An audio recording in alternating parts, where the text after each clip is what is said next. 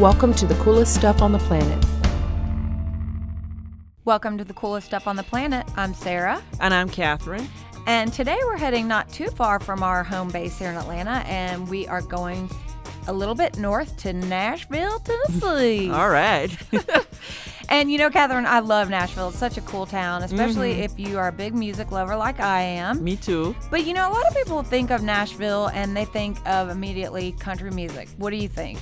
Well, yeah, that would be pretty accurate. And obviously because it's the home of the Grand Ole Opry, Ryman Auditorium, the Country Music Hall of Fame, and it's launched a career of so many country music superstars like Dolly Parton, Johnny Cash, Loretta Lynn, too many to count. Yeah, I mean, coal miner's daughter, who could forget that? Oh, yeah. But you know, Nashville and the music scene has just completely evolved over the years, and it's now home to an incredible music scene that's really become sort of a breeding ground for these independent singers and songwriters. And we're not just talking country music artists. We are talking like bluegrass music, gospel, folk, blues, you name it, it's in Nashville. Yes, and of course there's tons of record labels, entertainment management companies, and music associations there to support all these artists. But we're going to talk about some of the places that you can go in Nashville and be part of the Nashville music scene. Maybe get a little dose of country music also while you're there. Yeah, I mean, we couldn't talk Nashville and not include some of the country music. Yeah. But one of the first things you could do while you're there, and you probably want to do, is check out a show at the Bluebird. This is a little cafe restaurant that's been open since 1982, and it's really turned into one of the best listening rooms for established songwriters. That's what I've heard. Yeah, and the setting is just really intimate. It's got an in-the-round format, so there's usually about 3 or 4 songwriters sitting in a circle, and they really focus a lot about talking on the inspirations behind their music. Yeah, the Bluebird has a reputation for hosting some of the best original acoustic music in the world. Now, if you want to see where some of the best Nashville music has been recorded, check out the tour of RCA Studio B, which is known as the home of 1,000 hits, and it's one of the oldest recording studios in town. Yeah, it was opened in 1957, and I have a really good friend who's a singer-songwriter that's based in Nashville. His name's Matthew Perryman Jones, and he actually described Studio B tour as a must for anyone visiting Nashville. And Elvis, back in the day, recorded more than 250 hits there. But, you know, Studio B closed the day after Elvis died in 1977, which was just a coincidence, by the way. Oh, so they're not in mourning or anything? No, they're not still in mourning over Elvis's death. I know a lot of people are, but not at Studio B. But, you know, other singers like Chet Atkins, Willie Nelson, Roy Orbison, they all recorded huge hits there, which is probably why it got the name Home of 1,000 Hits. You know, just those artists you mentioned probably came up with 1,000 hits At themselves. least, yeah. Yeah, now if you're up to buying some of that vinyl recorded in Nashville, there are a few spots in Music City that you really should not miss.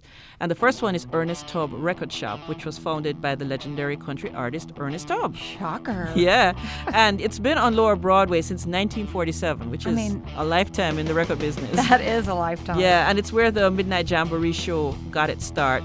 And the focus is on country, but you can find almost any genre there. Yeah, I mean, I've heard that basically if it was made on vinyl, you can find it at Ernest Tubb. Another record shop you definitely want to check out is Grimey's new and Pre-Loved record store. Pre-loved, I love that. Yeah, and this has really become the base for the local indie rock scene. And Grimey's has a venue in the basement called The Basement.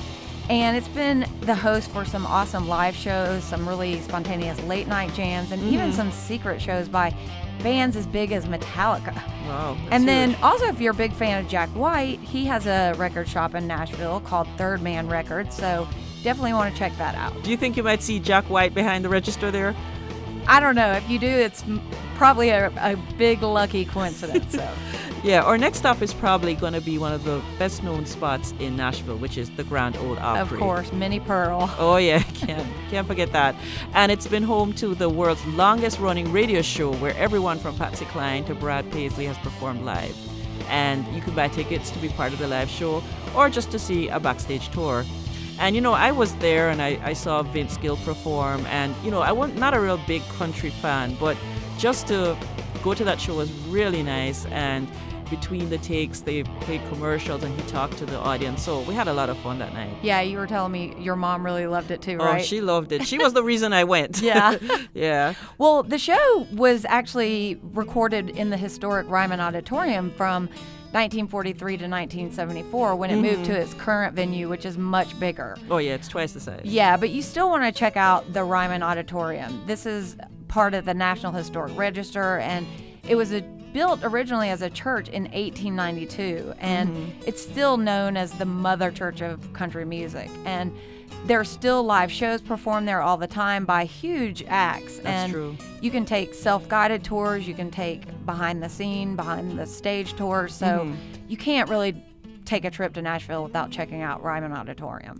Yes, and finally, no trip to Nashville would be complete without a visit to Honky Tonk Highway. Absolutely. Honky Tonk Highway is where you want to go and spend some time drinking and partying.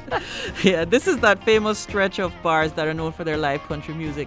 So we're talking about places like Legends Corner, Tootsie's, and Roberts have all hosted famous musicians like Hank Williams and Willie Nelson.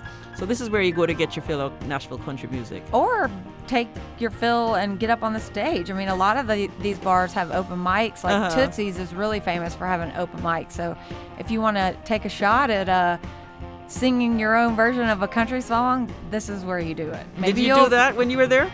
Absolutely not. You don't want me singing behind this mic, trust me. Oh, wow. We hope you've enjoyed our visit to Nashville.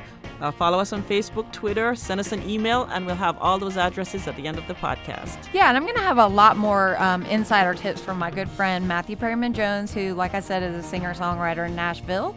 And you can find those in, a couple of days when we post them on our blog, as always. And we'll see you next time on The Coolest Stuff on the Planet. For more on this and thousands of other topics, visit howstuffworks.com.